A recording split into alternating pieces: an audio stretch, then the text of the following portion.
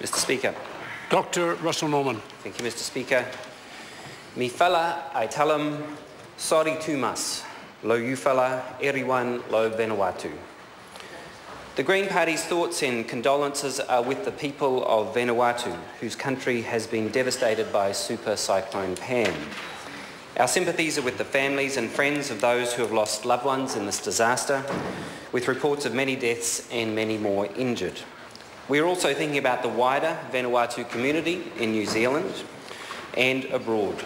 We hope that they have been able to contact their loved ones and be assured of their safety. But as well as expressing our condolences and sympathies today, we also express our pain, anger and solidarity with our Pacific neighbours who are bearing the brunt of climate change.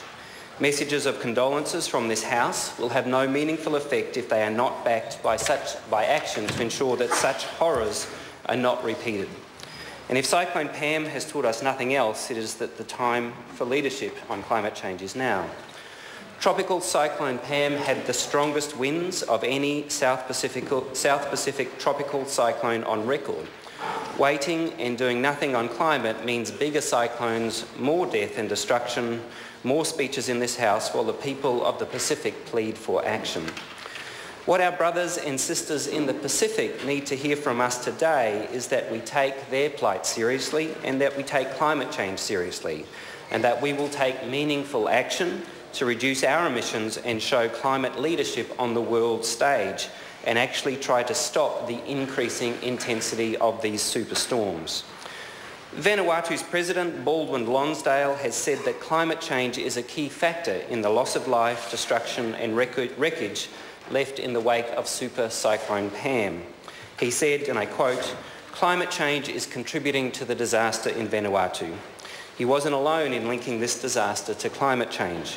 United Nations Secretary-General Ban Ki-moon said on Saturday that climate change is making extreme weather the new normal. Super cyclones should not be the new normal. Their increasing size is a human-made aberration. There is nothing normal about changing our climate and causing mass devastation as we've seen. But it wasn't just the President of Vanuatu and the Secretary-General of the United Nations making the link between Cyclone Pam and climate change. It was also the Vice President of the World Bank, Rachel Kite. She's calling out governments whose policies don't reflect the urgency which is needed to act on climate change. The President of Vanuatu, the Secretary-General of the United Nations, the Vice President of the World Bank, all making the link, all calling for action.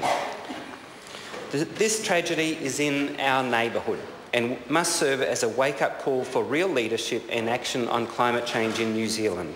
Our part of the world is uniquely vulnerable to the changing climate. The United Nations World Risk Report systematically considers a country's vulnerabilities and its exposure to natural hazards. Number one on their list is Vanuatu. Number two is the Philippines. Vanuatu, Super Cyclone Pam, the Philippines, Super Typhoon Haiyan. If we truly want to see the people of Vanuatu, the Philippines and the rest of the Pacific live their lives without the constant fear and threat of climate change-related disasters, then we need to take action. I would like to commend the government on their initial response of sending assistance to Vanuatu. But in addition to aid and rebuild assistance, why don't we also make reducing our carbon emissions at home part of our response to this tragedy? Why don't we commit to showing global leadership at the Paris Climate Conference later this year?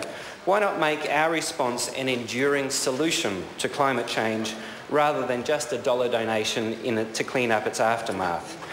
Yes, we should be sad. Yes, we should send condolences and aid. But yes, we should also lead on solutions. True empathy from this Parliament would involve playing our part in building a safer world and a more stable climate.